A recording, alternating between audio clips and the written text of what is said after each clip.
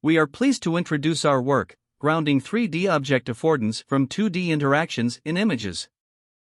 The term affordance is described as opportunities of interaction by Gibson, and grounding 3D object affordance aims to comprehend the interactive regions of objects in 3D space, which is not only simply to predict which interaction an object affords, but also to identify specific points on the object that could support the interaction.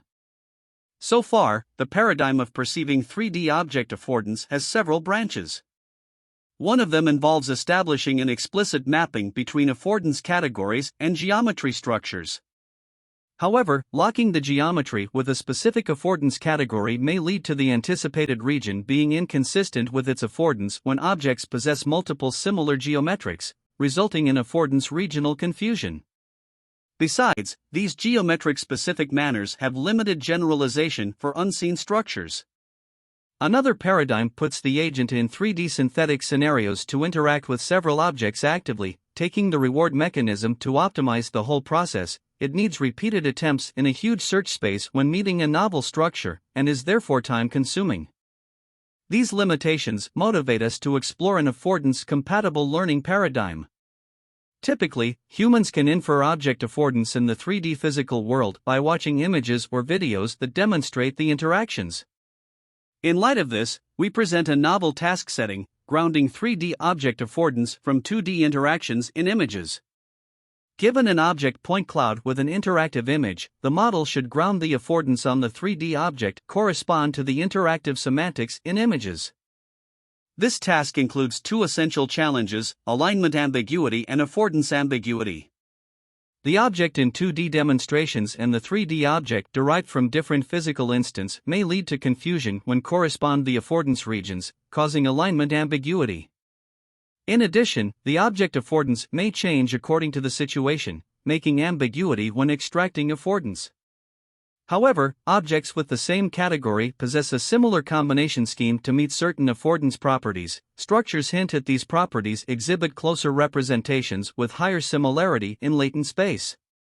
And the factors that affect the affordance could be decomposed into object-subject and object-scene interaction contexts. Thus, modeling both of them separately and taking them to jointly reveal the affordance is an effective way.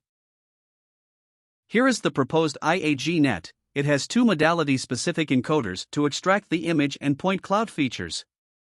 The joint region alignment module aligns the object region of the two modalities and send the joint feature to the affordance revealed module to mine the affordance feature.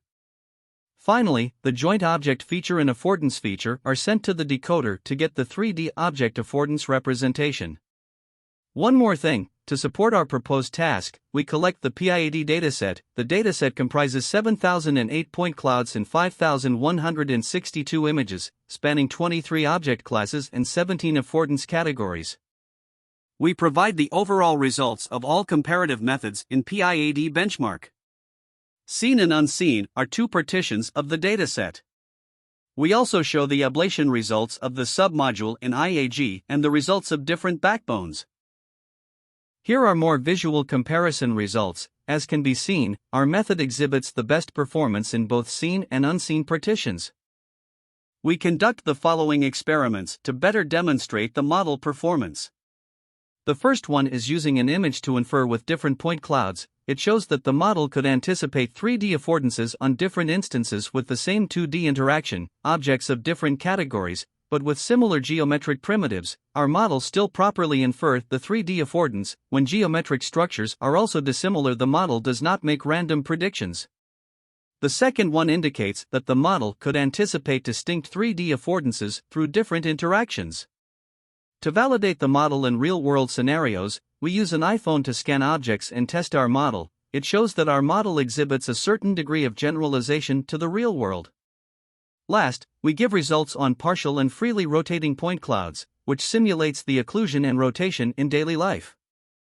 This work has the potential to bridge the gap between perception and operation, serving areas like demonstration learning, and may be a part of human assistant agent system, for example, TeslaBot and Boston Dynamics Atlas. Thanks for watching.